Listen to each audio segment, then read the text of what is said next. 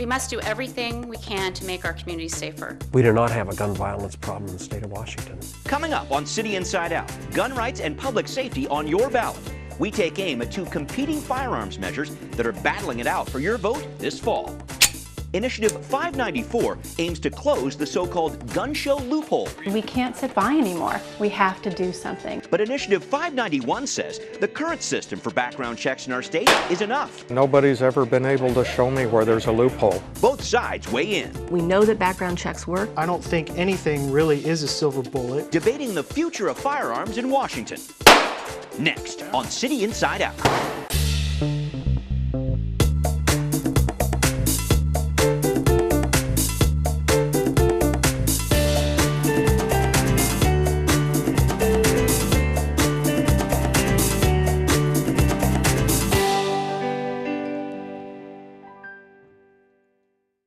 Welcome to City Inside Out. I'm your host, Brian Callanan.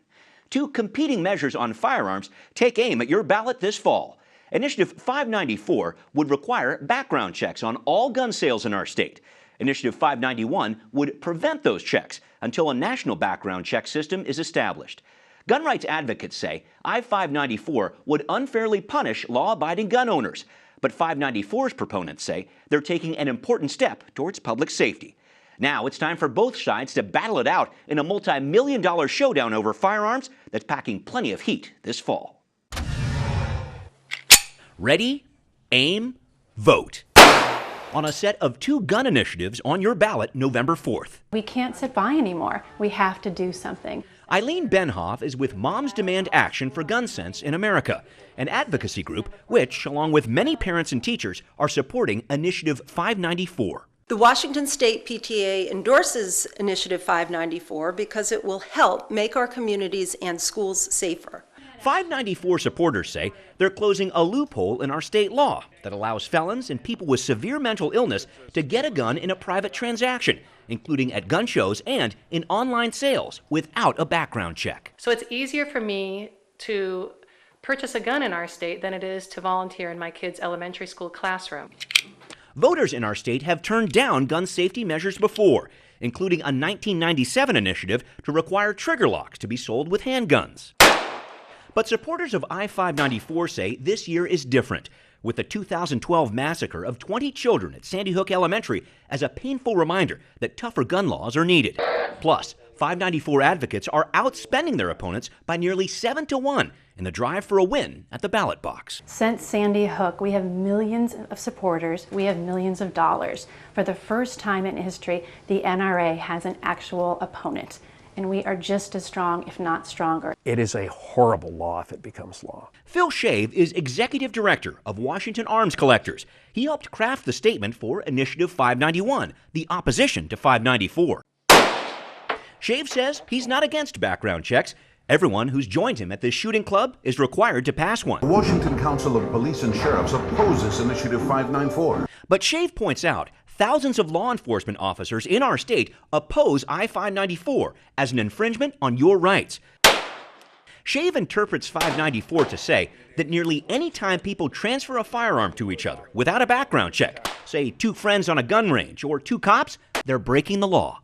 The 594 people are basically going to make recreational shooters and many law enforcement officers into felons. The 594 camp says that's not the way the initiative was written and points to its support from police in Pennsylvania and Colorado, two of the 16 states in the U.S., along with Washington, D.C., which have a background check system similar to 594's. Yes, it will slow things down, and I believe we will be negatively impacted. Wes Nodell organizes gun shows in Washington and Oregon and says expanded background checks would not have stopped shootings like Sandy Hook or the deadly Seattle Pacific campus shooting earlier this year. Criminals are going to get guns, period, and they're certainly not going to do it in any legal fashion. Nodell says he would prefer a national system regarding background checks, as proposed by I-591 to avoid confusion. The federal government ought to set the criteria, standardize it to where we can go from state to state and know where we're not breaking the law. Some 594 advocates say Washington state needs to lead the way.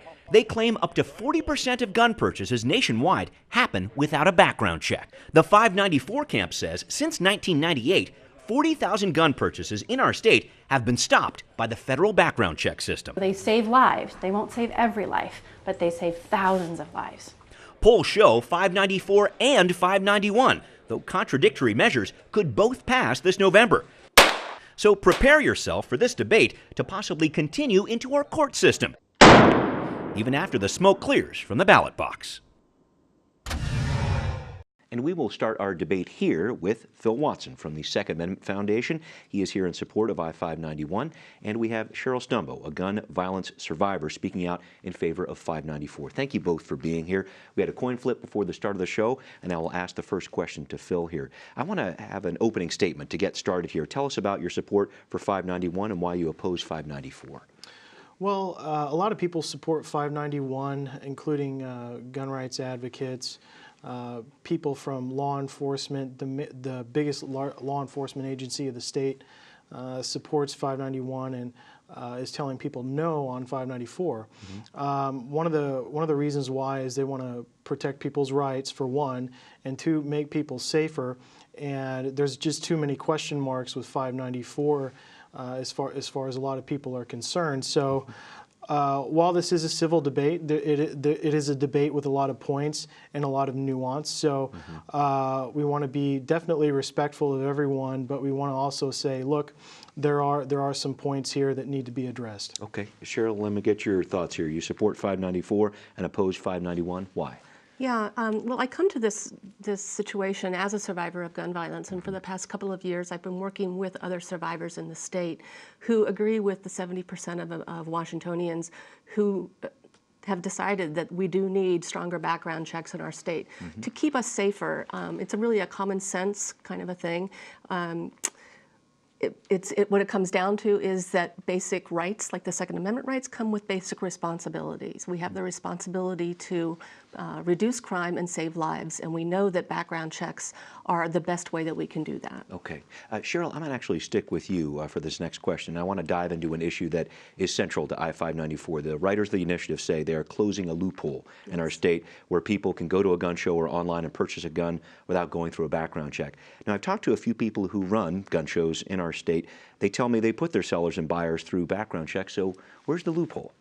That's maybe some gun shows, but not all of them. So what we want to do is just apply the same rules across the board so everybody's playing by the same rules. Everybody who is buying a gun, no matter where they buy the gun or who they buy it from, is passing the same background check so that we can make sure that criminals, the seriously mentally ill, and domestic abusers aren't able to easily get their hands on guns. Okay, fair enough. I want to make sure I bring this question to you too, Phil, and really hear the voice of people who own guns on this issue when it comes to background checks. There was a study done by the Law Center to Prevent Gun Violence a couple years ago. It showed 74% of NRA members, 87% of non-NRA gun owners supported requiring criminal background checks of anybody purchasing a gun. So why is 594 such a bad idea? Well, I think a lot of 594 is a bad idea because it has nothing to do with background checks. The problem with 594 is it goes much further than background checks on basic gun sales. There's unlimited fees on these background checks. There's no limit on allowances for training. When you want to trade firearms during training, there's a 10-day wait. No exemptions for security companies or police officers off duty. No total exemption while hunting. Expands the pistol registry, shuts down the safest gun show in the state. So there's a lot of things in 594, one of which already got ruled unconstitutional in federal court, the 10-day waiting period. So I think when we talk about 594, it's important to address the things in there that don't have anything to do with background checks. Okay. It's not that, do you not support background checks in general? Help me be clear on that. Oh yeah. I belong to Washington Arms Collectors. We do a background check on every single member, and you can't buy a gun at the Washington Arms Collectors show without a background check. But this goes much further than that, and it makes the show abide by a different system than what they were doing to make it easy.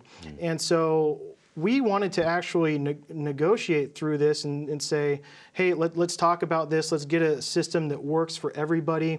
But Nick Hanauer and the I-594 people did not want to talk to us. They already wrote their bill without us. Fair enough. We'll talk a little bit more about that piece of it in a bit, but Cheryl, I want to dive into an issue that Phil brought up here with regard to this idea of transferring a gun from one person to another, because you hear a lot about that. You read it in 594. 594 speaks to this idea of the temporary transfer of a weapon to another person. You heard it from Phil. They're saying there's a lot of different issues here, things they have questions about. Help us set the record straight on this transfer issue with 594. Sure. There is nothing in 594 or our existing system of background checks that prevents you from handing your gun to a student at the firing range or to your friend when you're out hunting together. Those are not the kinds of situations that require background checks. And we've got that straight from a staffer from the FBI who agrees with us and the ATF.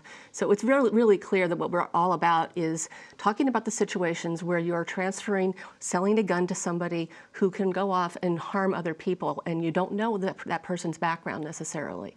They could have 3 days ago had a domestic violence restraining order put out against them, and you don't know that.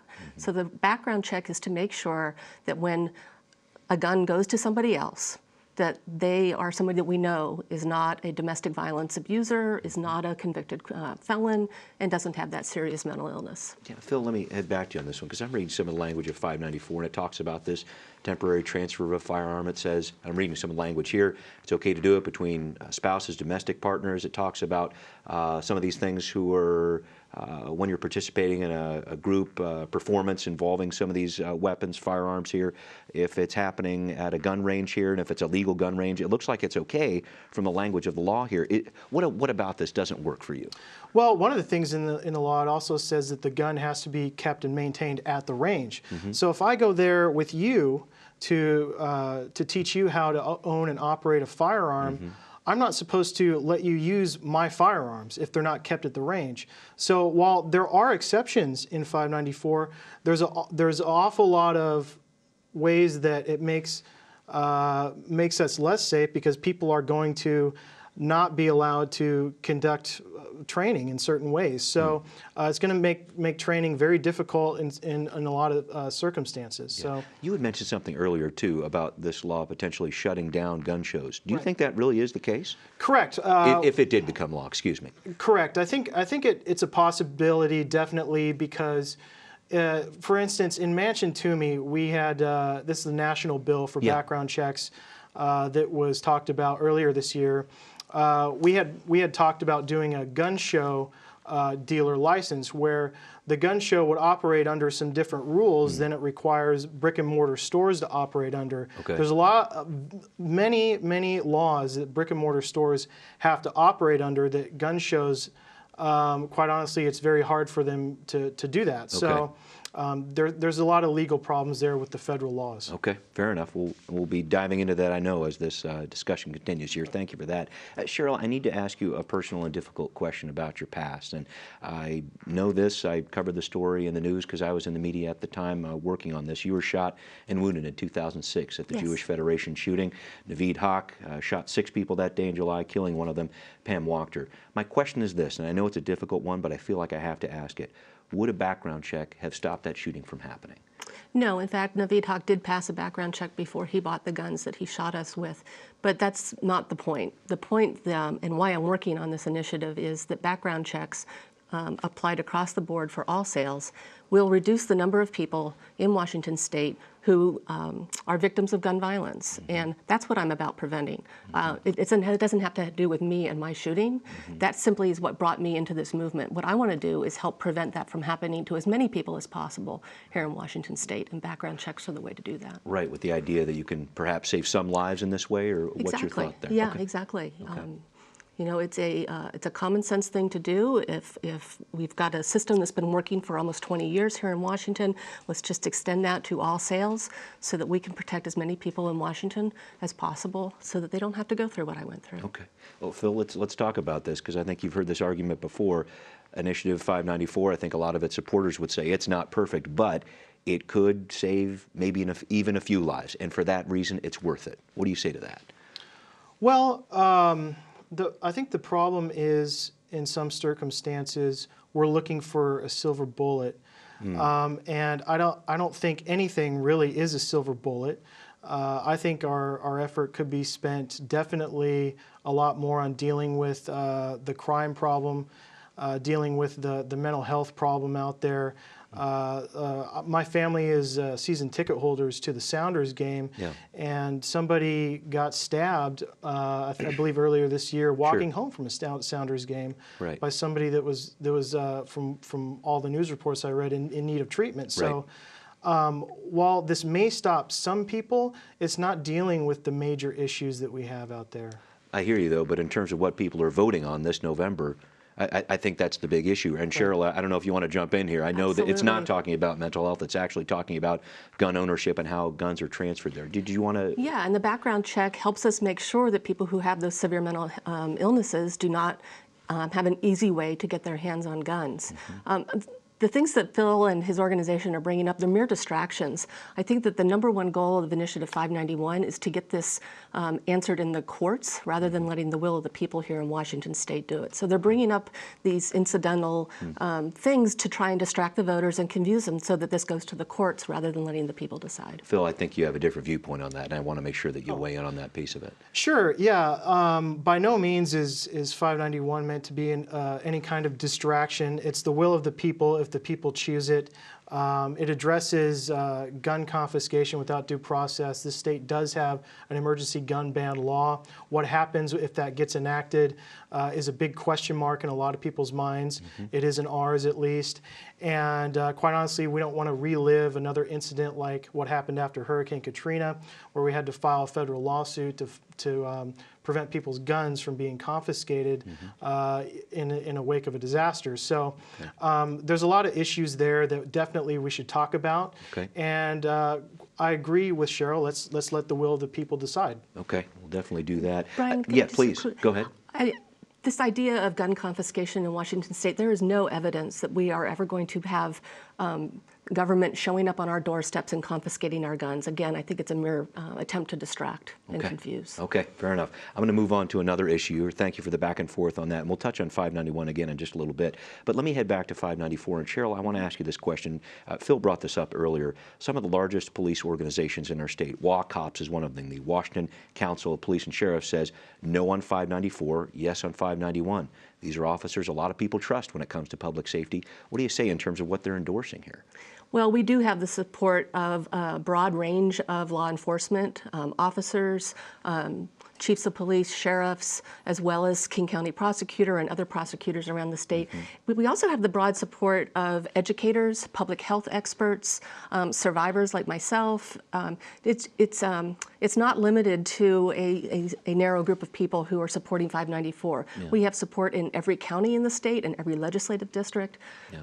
It's a very broad coalition. Let me press on this a little more, because WACOP says that 594 would not keep guns out of the hands of criminals or the mentally ill. It's an unfunded mandate. They point that out as well. They have a lot of problems with it. In terms of the largest group, in terms of organizations for police officers in our state speaking out, is that something that's a concern to you?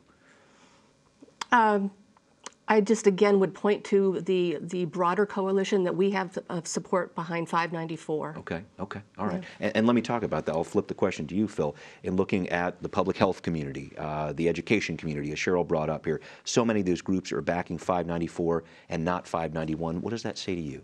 Well, I'm not so sure 594 necessarily has a broad coalition. A lot of these people back the same candidates and initiatives and things like that anyway. So as far as a broad coalition goes, I trust the people who are tasked with policing the streets and keeping us safe. That's who I trust on this issue. Okay, in terms of educators who are concerned about their campuses and security, I think they have something to say here too, wouldn't you say? Absolutely, and I think the police would argue that, quite honestly, more police on the streets is an option as well. And again, a lot of the police officers are saying, look, we're not against background checks here, but 594 is so much more than background checks. That's the major issue here. Okay. If it were just on background checks, could it be something you would support? Yeah, I think if the bill was definitely written in a way that doesn't infringe on people's rights in a lot of circumstances, absolutely. Okay, all right. Cheryl, I want to turn our focus to 591 for a second. I'll ask you both about this. Among other things, it's calling for a uniform national standard rather than a state-by-state system when it comes to background checks. Do you have a problem with that, or other parts of 591? I just wanted to talk to you about that. Well, I think we can all look to Washington, D.C. right now and see gridlock on a number of issues, and background checks and gun responsibility is one of those. And like many other issues where we need to see social reform and change, it's happening on a state-by-state level, and gun responsibility is one of those areas where the states have a right to regulate how we go about making sure that criminals do not get their hands easily on guns, and that's what we're trying to do here in Washington State. You wouldn't be against a national standard. You just want to try to push the issue at the state level first, it sounds like. We need to. Okay, all right.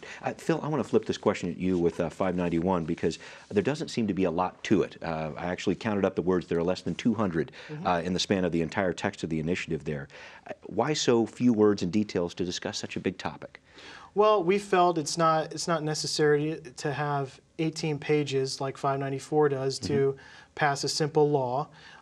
We thought it was. It doesn't sound like it's all that simple, well, if I may be so bold. Well, sure, it may not be simple when you want to look at the impacts of it.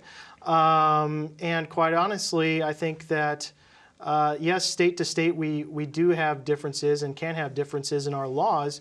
But the 14th Amendment says, look, we all have equal protection, and some laws which violate rights are not supposed to be valid. And one of the clauses in 594 already was ruled in a federal court to be unconstitutional. So voting for 594, while some of it may be constitutional, one clause in it already is not. So I think there's some major problems. Sure. I'd like to address that.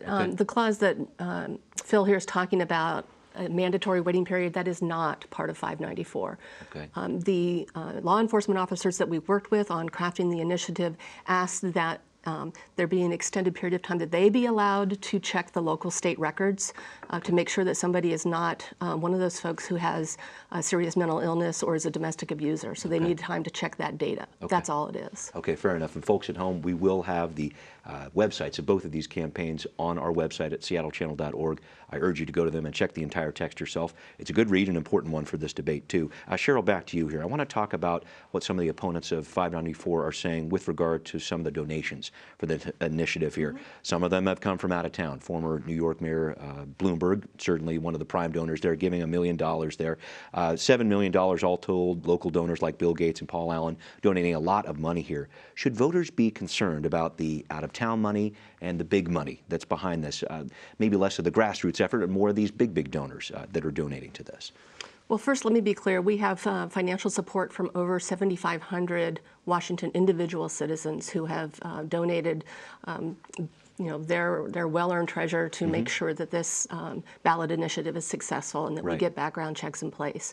We do have the attention of some very smart folks who have some deeper pockets, and we are grateful for that. But those 7,500 Washingtonians, they care very deeply about this, and they're giving what they can. You've heard that criticism. This is a billionaire's initiative here, and I just wanted to make sure that you responded to that piece of it. Yeah, absolutely. I mean, we are all citizens of the state, and we are those of us who believe in this happening are doing what we can, and that includes some folks who have earned more money than some of the rest of us. Okay, but all right. Everyday people like me are chipping in what we can. Okay, all right. Phil, I want to switch the issue a little bit and talk about this funding battle for these measures, because so far it's clear that the I-594 camp is winning on the dollar fight there, collecting about $7 million compared to $1 million and change for your camp. How much of a concern is that for you? Well, I think it's a concern because these people are trying to buy the election. We have a lot of people that are calling for campaign reform in the United States and campaign finance reform. And when you have guys from out of state like Michael Bloomberg trying to buy elections in states where they have no interest whatsoever, and trying to manipulate the will of the people and market things, initiatives, in certain ways, which may or may not be true, I think that's a problem.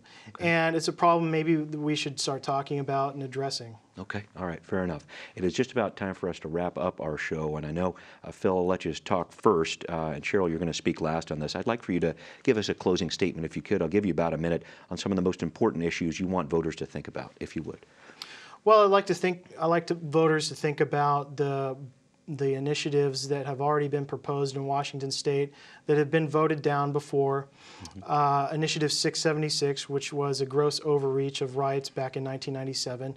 Also think about some of the bills this year in the Senate and the House that violated people's rights. One of your mayors, Ed Murray, was the sponsor of that, and he had to withdraw the bill under much embarrassment because it violated people's rights.